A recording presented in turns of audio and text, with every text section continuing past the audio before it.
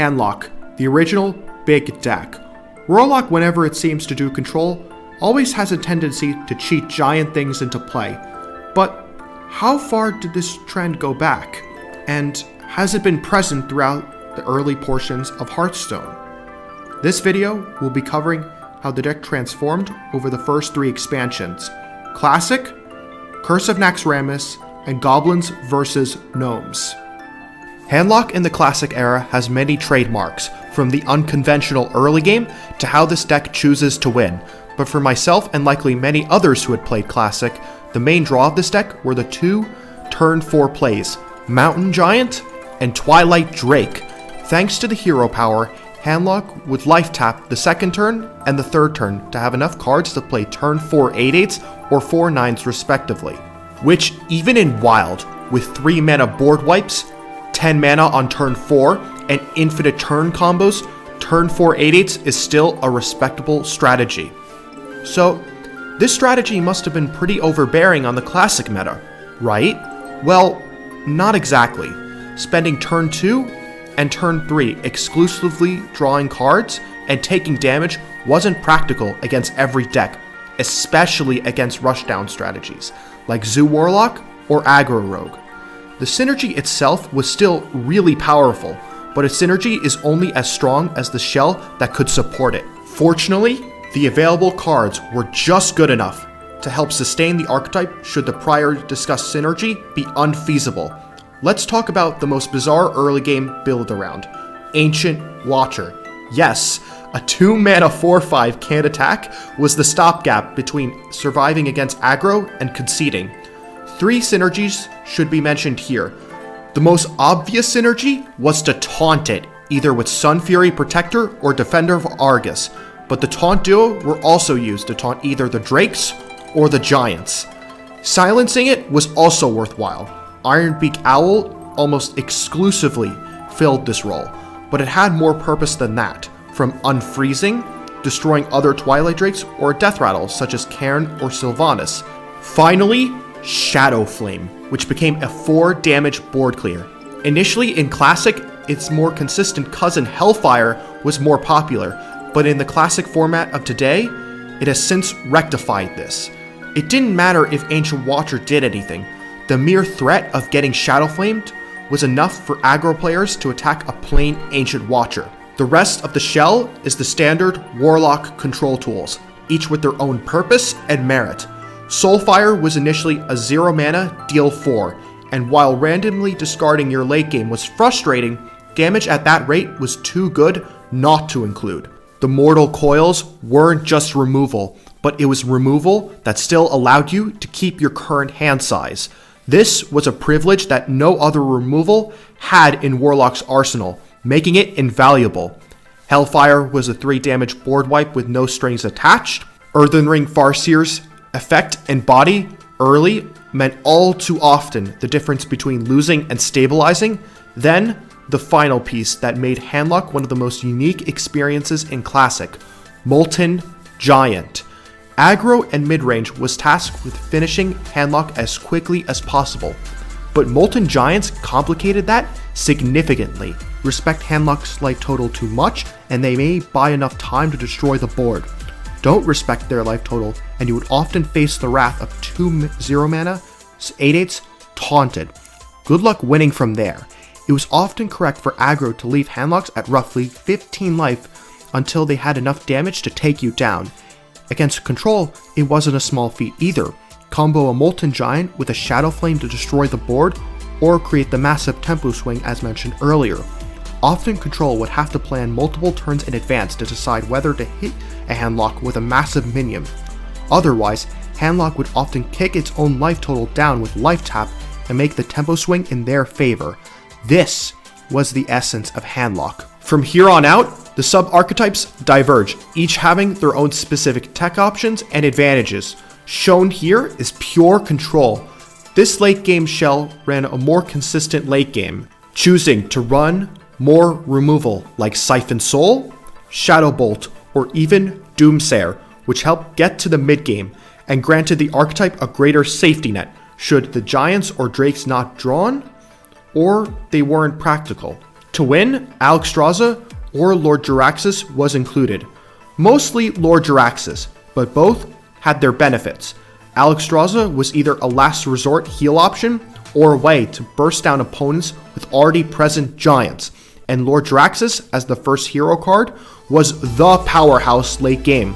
Thanks to the hero power, Inferno, the 6/6 every turn along with the 3/8 weapon provided consistent damage and, without a combo to stop you, a guaranteed win. But with such a powerful control tool comes those who will include tech options to gain an advantage. Oh my god, look at that toast with his banana grin. Oh, Faded. Wow.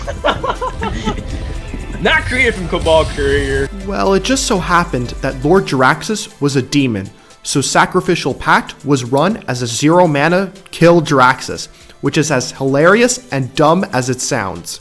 But hey, if players found getting blown out by a single random inclusion to be frustrating, there was always Combo Handlock, Leroy Jenkins, Power Overwhelming, and Faceless Manipulator to deal 20 damage. And while this did leave the deck vulnerable to the luck of the draw, each of the combo pieces had more function than just being used in the combo. Leroy Jenkins was at worst a neutral fireball, Power Overwhelming made Shadow Flame even better or became glorified removal thanks to onboard minions, and Faceless Manipulator could do its same copy giant shenanigans. From my research, this version also experimented with tech options more frequently. Bloodmage Thalnos was mostly to make Mortal Coil a more potent card.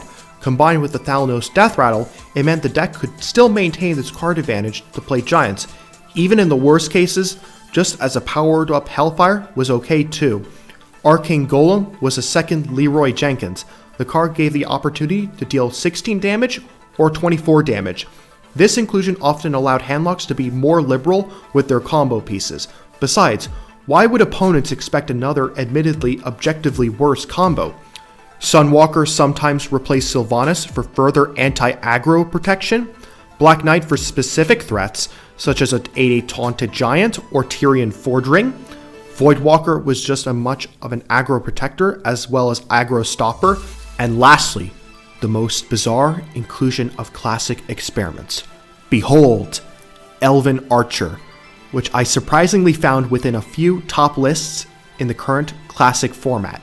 It was essentially the third Mortal Coil, with practically no upside given, and admittedly, those who did include it said it was easily replaceable, but I still found it too funny not to include. Then, lastly, Hybrid, which tried to get the best of both worlds, including the control tools and the combo. But in this version, Alexstrasza was definitely seen more, since in addition to the giant burst damage, the Leroy combo was also a factor. However, with that being said, the saying of, if you chase two rabbits, you will catch neither, certainly applies here. Yes, it did do better into control, but often at the detriment of other matchups, and it wasn't exactly competitive with the other two options. Versatility, powerful late game, and worthwhile tools to hold back the early game. So, what was the catch? Well, it wasn't just matchup related. I mentioned that the 8/8s were pretty damn powerful, but it may have been too powerful for its own good. Enter Big Game Hunter, a minion so efficient at removing giants and late game threats that many control decks would often have a single copy, sometimes even two, which spelled big trouble. If you were playing a deck where a majority of playstyles are playing a tech card against you, it's gonna hurt your win rate. The matchup spread also was, while respectable, did have a few glaring issues. Case in point, aggro and combo. Combo Druid, Sunshine Hunter, Freeze Mage won via high burst damage, and aggro decks like Phase Hunter, Burn Mage, and Aggro Paladin were also in favor, since they often killed Handlock before they had time to get their engine going. The respectable portion of the matchup spread, however, was really good. The two notable matchups that should be discussed are Miracle Rogue and Zoo Warlock. Without saps, Miracle Rogue would usually get stomped before it had the resources to deal with the giants sub-efficiently. This gave it a distinction as one of the few decks that could actually challenge Miracle Rogue's throne. Thanks to the early game and the board clears, Zoo would also be stopped in its tracks. These two matches kept the deck at the top of the meta, and with complementary good matchups like Control Paladin and Control Priest, Tier 2 was its domain, according to Vicious Syndicate. The two handlocks coexisted, diving into Naxxramas' release, but one of these variations were cut short, since this one wasn't particularly fun or interactive by Blizzard's own standards. The Leroy nerf made the combo impossible to use if you were going first, but that didn't mean the deck didn't impact the meta. In the early portion of Naxx, the deck was up to its usual tricks, comboing opponents, dropping giants, and taking names, winning the HyperX Invitational for RDU and his spot at the BlizzCon regional qualifiers, experimenting with the few cards it could. Nerubian Egg saw an inkling of success initially since you could taunt it or kill it via Hellfire, but this was short-lived, and Acidic Swamp Ooze was particularly to counter Eaglehorn Bow to reduce damage output from hunters. Then the Leroy nerf happened, and as expected, combo Handlock disintegrated, and the collective Handlock player base shifted immediately to pure control lists. These lists ran roughly the same shell as with Classic, but with the new control tools that came with Naxxramas, as well as another major late-game bomb. Sludge Belchers as the best control 5-drop on the block naturally captivated not just control, but mid-range as well, stopping aggro and stopping combo, such as Combo Druid, and particularly the sole reason why Black Knight was so damn popular, where Loatheb solidified itself as one of the best 5-drops that stood the test of time. Its uses were multifaceted, stopping a Gadgetzan Auctioneer turn, preventing a board clear while Giants were in play, or prevent Combo Druids from comboing off. It was practically heresy not to use here. Finally, Ragnaros the Firelord. It was seen in control lists in Classic, but perhaps it became a more important piece here. It was just another good late game piece. Not much else to say about it. Although the deck wasn't drastically changed, that doesn't mean the meta wasn't, with Undertaker practically leading the decks that could take advantage of it the most as the most powerful archetypes in the meta. The good matchups were still good: Miracle Rogue, Zoolock, and Control Priest. But Handlock over this expansion gained new positive matchups, including Shaman and Combo Druid. But as new positive matchups were gained, negative ones would follow, such as Secret Mage Control, Control Paladin, and all forms of Hunter. But since Hunter was already a massive struggle for everyone in this meta, I would classify Handlock this expansion as a victory. Of all the new inclusions, there was one particular card I didn't mention, which was arguably the most notable of these new inclusions: Voidcaller. It didn't have the number of good demons necessary to make it widespread yet, so why not just rely on Twilight Drake? Voidcaller did have one notable advantage over the Giants and Drakes. Voidcaller did not require you to accumulate a handful of cards to be played. This list shown to the right is likely the greatest example of what could have been.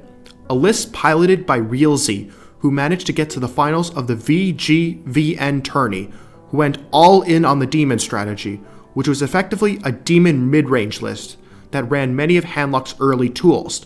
The few demons Voidcaller did cheat out included Dread Infernal, Doomguard, Lord Draxus, and even Illidan Stormrage. Demonology actually had multiple cute synergies: Void Terror to kill Voidcaller, Ancient Watcher, and Nerubian Egg with decent results. Some used an Enrage package of Raging Worgen, Acolyte of Pain, Dread Infernal, and Unstable Ghoul, and what united these archetypes was the prospect of cheating a 3/15 demon via Voidcaller. Remember, the hero portrait of Lord Draxus was initially a 3/15 minion that worked similarly to hero portraits. This had a give and take. On one hand, being able to taunt a 3/15 minion against aggro was even more soul-crushing than taunting giants. However, if Voidcaller summoned Lord Draxus against control, it would remove practically a major part of your late-game plan. Demonology actually had several sub-variations even within this subject. Many were merely Handlock that ran a few demon cards, others shifted towards a more Zoolock approach with a greater mid-range contingency, and others were just mid-range Warlocks tailored to beat aggro or control. It is because of this diversity that matchups depend greatly on which playstyle you chose. At the end of the day, the decision really came down to preference, whether you liked the OG tools or wanted to experiment with the cool new stuff. OG Handlock was definitely superior, but that's what these analyses are for. looking for decks that slip through the cracks to show that a meta is more rich than one may initially realize. Traditional Handlock was initially looked upon favorably during the middle of GvG by the pros. 4 staples should be discussed here. Dark Bomb was a needed tool to Warlock's arsenal to keep aggro at bay. Implosion was a frustrating card, even more so than Soulfire, but despite that, it became a staple. Antique Healbot wasn't exciting either, but Handlock didn't have noteworthy healing beforehand, meaning both of them were stuck with each other, whether they liked it or not. Finally, Dr. Boom, the menace of GvG.